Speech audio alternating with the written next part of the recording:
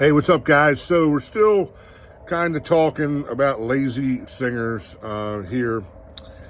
You know, I come from a band culture back in the 80s and 90s where lead singers were people who absolutely knew how to draw the audience in. They knew how to captivate the audience and get everyone's attention in the room. You knew they were the singer when they walked in the room. They weren't dressed like everybody else. They had a different energy and a different vibe.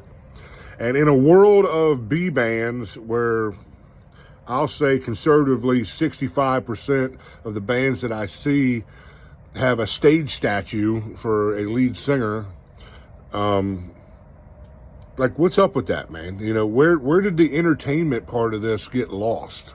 I don't understand that. I mean, we're in show business. It should be a show.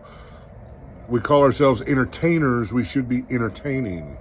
You know, I've always taken that very seriously in my own role as a drummer to try and connect with the people who enjoy drums in the audience, you know, and make eye contact with people and stuff like that and try to draw people into my performance. Well, everybody on stage has that responsibility. It's not just the singer. But, you know, singers is who's kind of on the chopping block this week. You know, I think if some of you cats put as much effort into learning the lyrics to the 25 or 30 songs that your band plays, you know, throughout the year, some of you bands are still playing the same 30 songs you were playing 15, 20 years ago. I could name bands off the top of my head right now that's still playing the same set list they played 20 years ago.